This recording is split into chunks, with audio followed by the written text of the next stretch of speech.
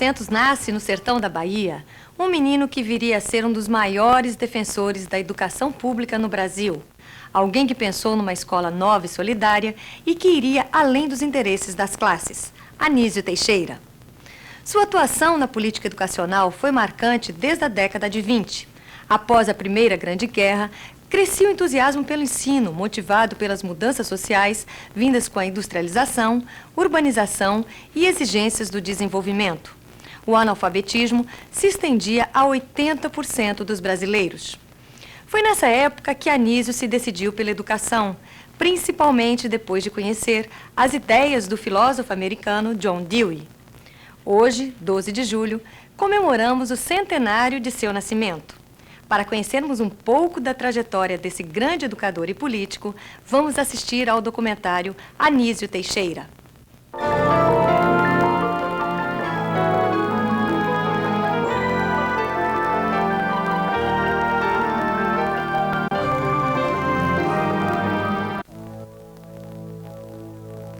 Em 1971, aos poucos, o despotismo dos atos institucionais iam calando, uma a uma, as vozes que se insurgiam contra o regime militar através da censura, das cassações políticas, das prisões e do uso da força em suas mais variadas formas. Dia a dia, o Brasil ia se privando de suas mentes mais brilhantes, exiladas em outros países ou simplesmente impedidas de dar sua importante contribuição à nossa sociedade. No dia 14 de março de 1971, o corpo de Anísio Teixeira foi encontrado no fundo de um poço de elevador. Uma tragédia havia retirado do campo de luta um dos maiores defensores da educação, da cultura, das liberdades democráticas e do progresso técnico e científico de nosso país.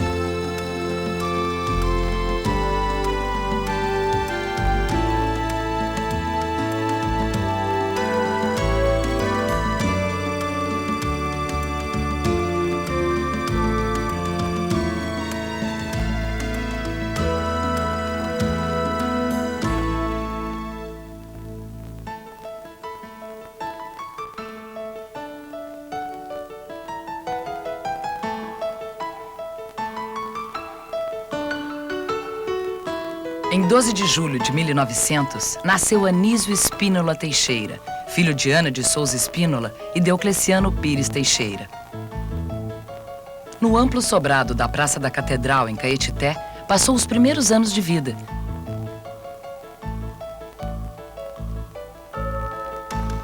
Tendo cursado o primário e o secundário em colégios jesuítas, foi altamente influenciado pela atmosfera religiosa. Sua inteligência, brilhando em todas as áreas dos estudos, encantava os padres, que queriam, a todo custo, que ele fizesse os votos, tornando-se também um jesuíta. O padre Zimmermann insistia que me tornasse matemático e físico. O padre Torrent via-me como um perfeito naturalista. O padre Ferreira desejava me entregue à criação literária. O padre Cabral queria-me apenas jesuíta. E este era também o desejo do jovem Anísio, dedicar-se à vocação religiosa. Um desejo tão forte que preocupava seu pai, Deocleciano, que havia planejado para ele a carreira política. Por isso, manda o filho para fazer os estudos superiores no Rio de Janeiro. Entendi que não devia partir para o Rio, sem vos deixar antes todas as razões por que tomei a resolução firme de entrar para a Companhia de Jesus. Anísio expõe seus argumentos, mas cedendo à vontade paterna, concorda em ir para o Rio. Este ano não tive a consolação de obter o vosso consentimento. Esperarei outro ainda. Em 1924, já bacharel em Direito pela Universidade do Rio de Janeiro, Anísio volta a Salvador para se candidatar a uma vaga na promotoria pública. Recomendado por seu pai, procura o governador Góes Calmon. Calmon, que já ouvira ótimas referências sobre Anísio, convida o jovem advogado para ocupar o cargo de diretor de instrução pública do Estado. Nascia assim o educador.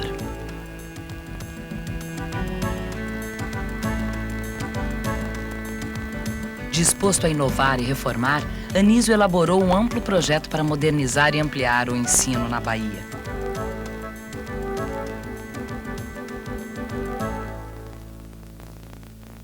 O ensino brasileiro é um ensino quase só para a camada mais abastada da sociedade e sempre tendeu a ser ornamental e livresco.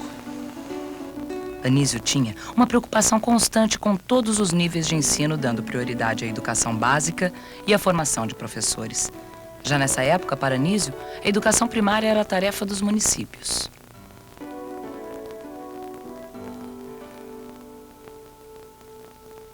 Em 1927, comissionado pelo governo da Bahia, Anísio Teixeira vai pela primeira vez aos Estados Unidos, a fim de observar a vida educacional naquele país. Em 1928, volta à América, a convite da Universidade de pós-graduação no Teachers College. A ambiência respirada na América, os contatos, a antidogmática do ensino, as aberturas da pesquisa e da especulação filosófica, tudo isso conduziu a interpretar o mundo fora das 4 linhas da mística jesuítica. A aspiração religiosa teve ali o seu fim. Estou reconstruindo toda a minha filosofia, dirigindo-a para caminhos que me afastarão provavelmente até do próprio catolicismo.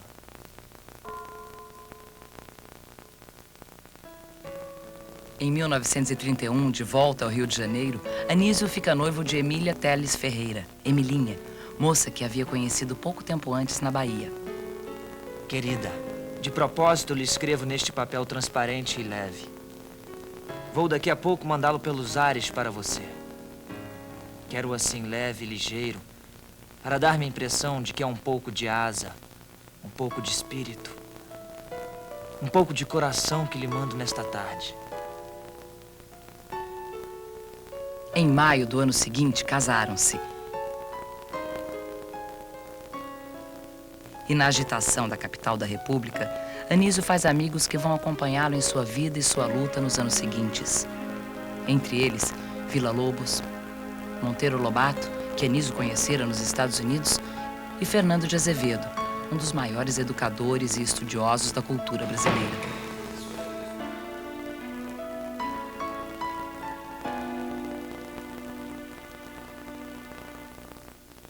Fernando, ao receberes esta, para. Bota pra fora qualquer senador que te esteja porrinhando. Solta o pessoal da sala e atende o apresentado, pois ele é o nosso Anísio Teixeira, a inteligência mais brilhante e o maior coração que já encontrei nesses últimos anos de minha vida.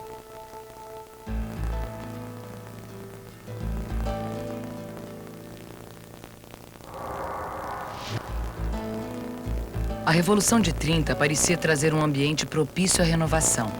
Dentro desse espírito, Pedro Ernesto, prefeito do Distrito Federal, que estava à procura de um substituto à altura para o ilustre Fernando de Azevedo na diretoria de instrução pública, indica Anísio Teixeira para o cargo.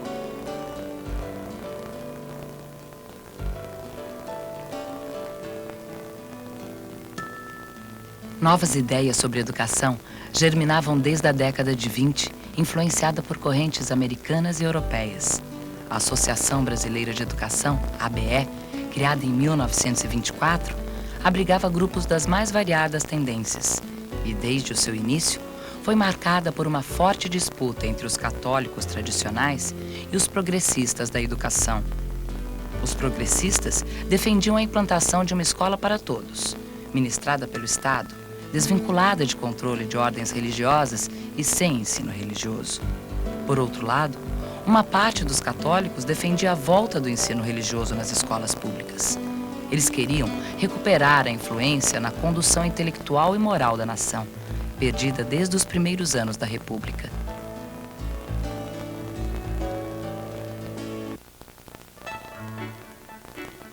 No efervescente ambiente político que se seguiu à Revolução, um grupo de intelectuais, do qual Anísio fazia parte, resolve lançar um manifesto, marcando sua posição sobre os rumos da educação, e propondo diretrizes para os novos tempos.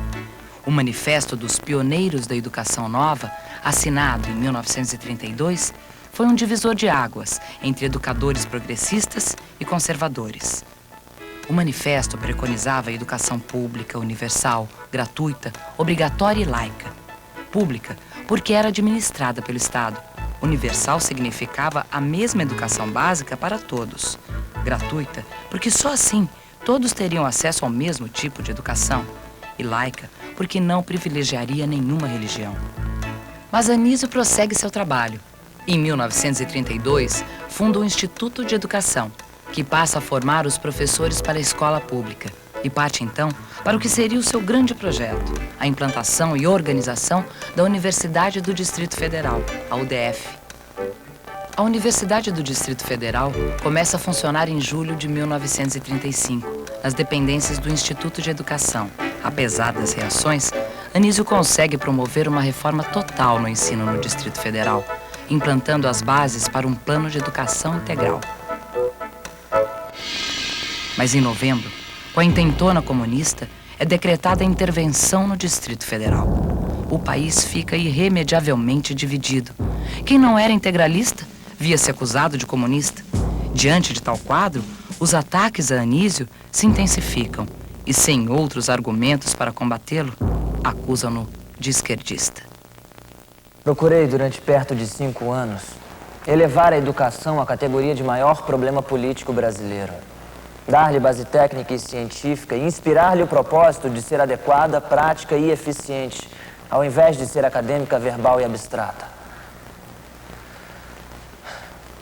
Esta luta se encerra com a onda reacionária que está submergindo o país.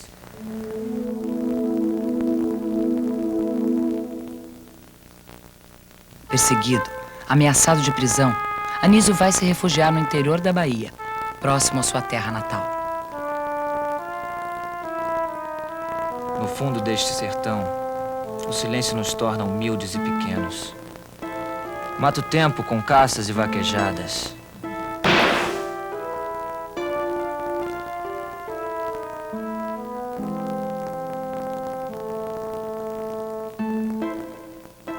E à noite, colo o ouvido no rádio e ouço as confusões do período de estupidez. Depois enterro-me nos meus livros e sonho com o futuro.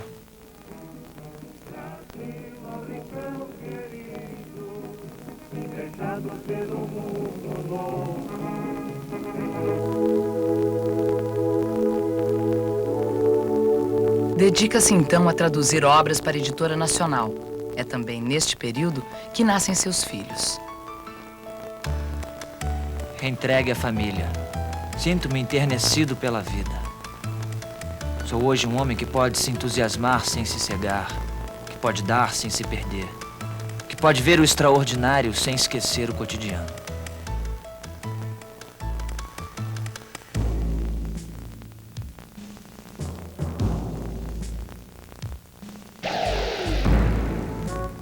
A instauração do Estado Novo, dando início a um período de ditadura que se estenderia por quase 10 anos, afasta qualquer possibilidade de retorno de Anísio à vida pública.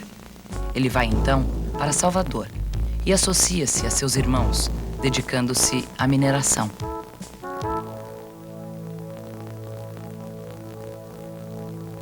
A destruição material imensa será o menos.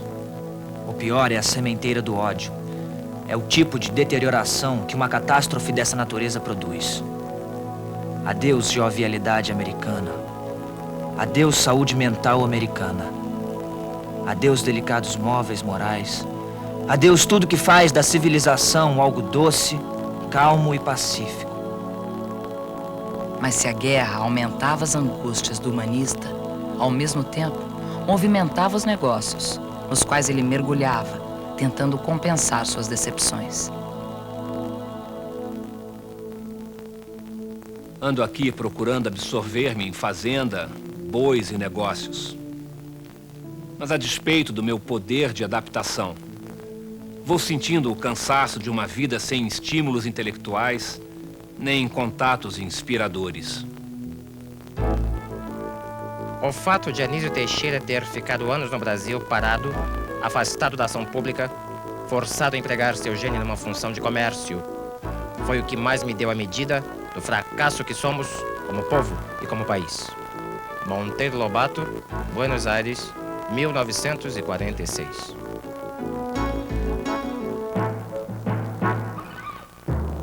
Recebi uma carta do Julian Huxley, convidando-me para ser conselheiro de educação da Unesco.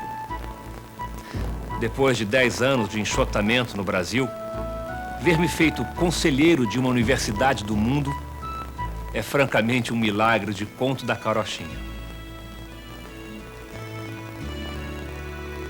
Anísio foi para Paris animado e confiante na utilidade de seu novo trabalho, mas não custou a se desiludir.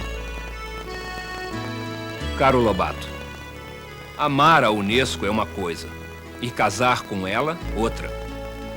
Com 7 meses de vida marital, ando triste e desconsolado. Nada me faz crer na Unesco de nossos sonhos. Como vimos, Anísio Teixeira defendeu uma educação como dever do Estado, pública, obrigatória, gratuita e de qualidade. Após 68 anos do Manifesto dos Pioneiros, suas ideias ainda são atuais.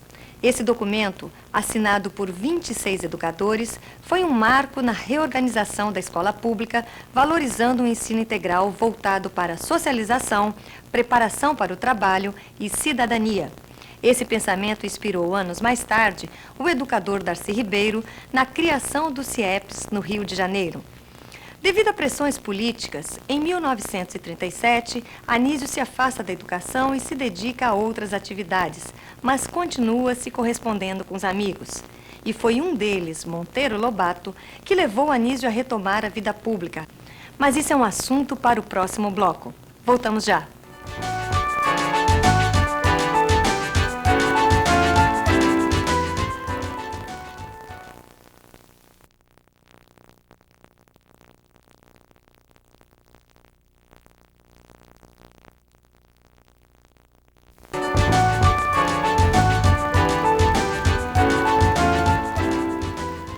Durante o Estado Novo, Anísio se afasta da vida pública, mas o entusiasmo pela educação não foi abandonado. A partir de 1946, parte como conselheiro de ensino superior da Unesco. No ano seguinte, volta ao Brasil para se dedicar à educação popular através de conferências, livros, manifestos e experiências de gestão na administração pública. Durante toda a sua trajetória como educador e político, Anísio procurou valorizar a formação do professor, a pesquisa e a autonomia da universidade. De volta ao Brasil, Anísio se preparava para embarcar para o território do Amapá. Havia conseguido a concessão para explorar uma das maiores jazidas de manganês do mundo, e aquela era a oportunidade para ele tornar-se definitivamente um homem rico. É quando recebe um telegrama de Otávio Mangabeira, governador da Bahia, convidando-o para o cargo de secretário de Educação e Saúde do Estado. Entre a fortuna e o sonho, Anísio escolhe o sonho. Aceita o convite.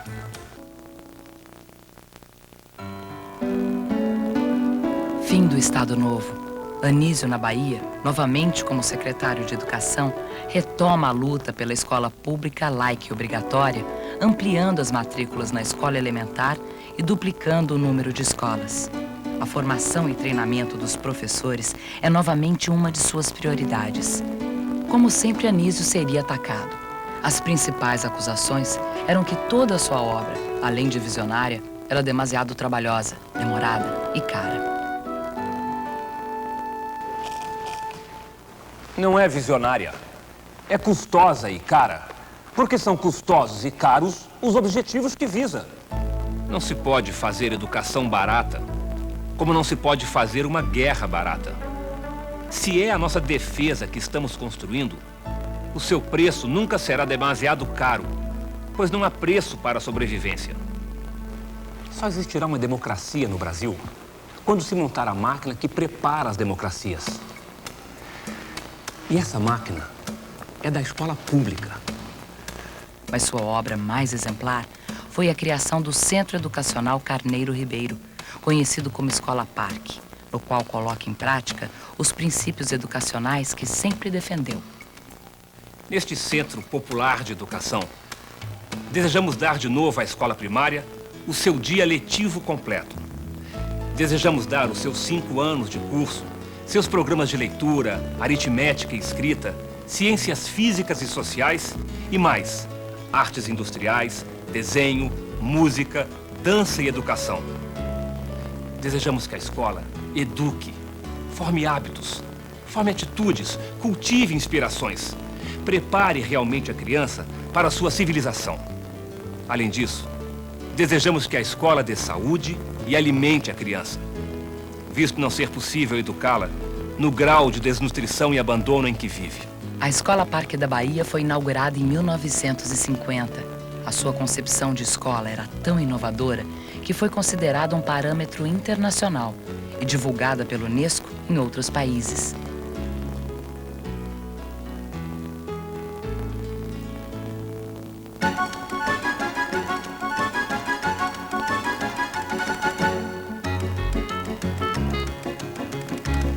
Anos 50. Getúlio volta ao poder. Anísio é convidado para dirigir a campanha de aperfeiçoamento de pessoal de nível superior, a CAPES, e logo depois aceita também a direção do Instituto Nacional de Estudos Pedagógicos, o INEP, que tinha como uma de suas principais metas desenvolver pesquisas sobre os problemas educacionais da época. No gabinete do Ministro da Educação e Saúde, realiza-se a posse do professor Anísio Teixeira no cargo de diretor do Instituto Nacional de Estudos Pedagógicos.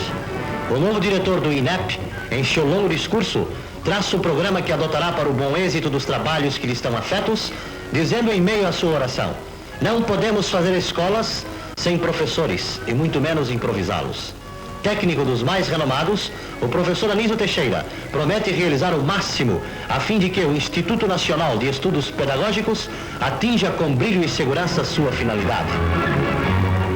Emilinha, que tinha ainda vivo na memória o sofrimento de Anísio quando fora perseguido por Getúlio, deixa de frequentar as solenidades e manifestações públicas. Um ato de protesto, mas também de carinho e solidariedade ao marido, a quem continua a dar todo o apoio. Nesse período está em discussão no Congresso Nacional uma nova lei de educação coerente com as necessidades de modernização do país. Anísio volta com força a lutar pela educação pública. Ainda durante sua gestão no INEP, Anísio cria o Centro Brasileiro de Pesquisas Educacionais, CBPE, que institucionalizava a pesquisa educacional no Brasil em torno da colaboração entre educadores e cientistas sociais, ramificando-se pelos seus centros regionais e contando entre seus quadros com nomes tão ilustres quanto Abigar Renault, Darcy Ribeiro, Fernando de Azevedo, Florestan Fernandes, Gilberto Freire e outros. O CBPE transformou-se num grande laboratório de pesquisa, de formação de pessoal e de planejamento e correção dos rumos da educação brasileira. Nos anos 50, sua biblioteca foi considerada pela Unesco a mais importante da América Latina na área de educação.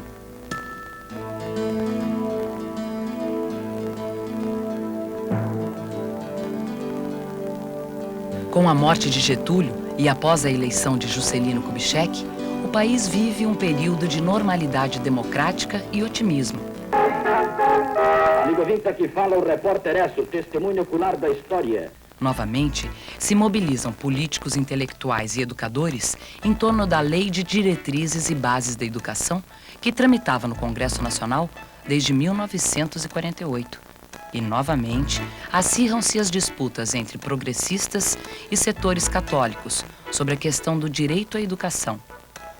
Para os católicos, a educação deveria ser escolhida pelas famílias. Era tarefa dos pais. Já para os progressistas, a educação era responsabilidade do Estado. Em meio aos debates, Anísio publica, em 1957, o livro Educação Não é Privilégio, em torno dos pontos polêmicos em disputa, no qual faz um balanço de sua vida como educador, reafirma sua opção e luta pela escola pública, comum, gratuita e oficial. Mais uma vez, defende a necessidade de uma nova política educacional no país, integradora, capaz de promover a educação comum, destinada à formação do cidadão e da democracia.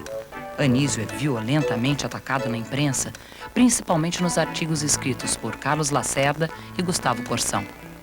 Defenderá o senhor realmente, como defendo eu, a liberdade do ensino ou a transferência a outro senhor, a igreja?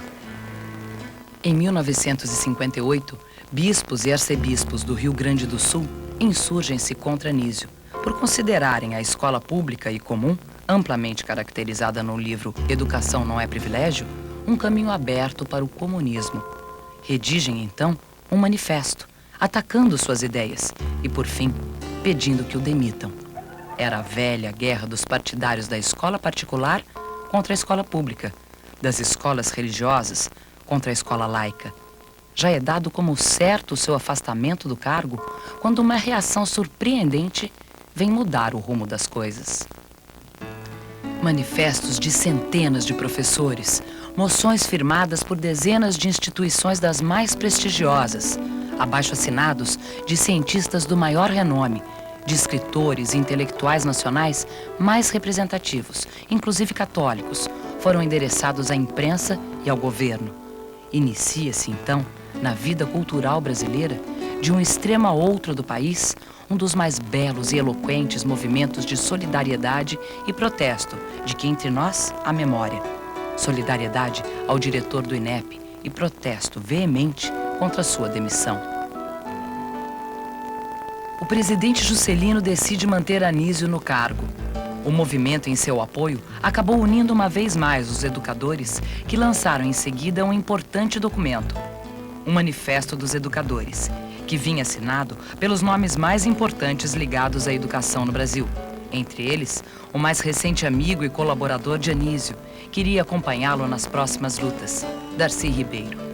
Algum tempo depois, os dois estariam embarcando juntos na maior aventura de suas vidas, a criação da Universidade de Brasília.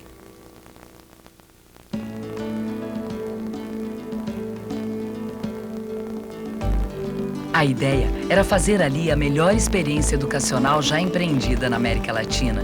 Uma universidade cuja missão fundamental era de criar a cultura brasileira, de estudar os problemas nacionais e de contribuir para o avanço do conhecimento humano através do desenvolvimento da pesquisa. A universidade, como instituição de cultura, deverá estar na encruzilhada do presente. Ela não se constitui para isolar da vida a cultura, mas para trazê-la para a vida e torná-la a mestra da experiência. Com o golpe militar, a Universidade de Brasília, concebida com a intenção de se tornar a melhor experiência educacional da América Latina, foi atingida pela repressão e muitos de seus professores e alunos perseguidos. Seu reitor, Anísio Teixeira, mais uma vez alvo de ataques e calúnias, teve que deixar o país.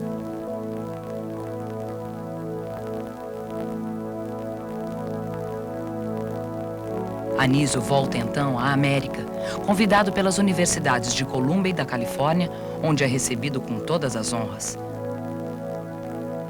Querido Paulo,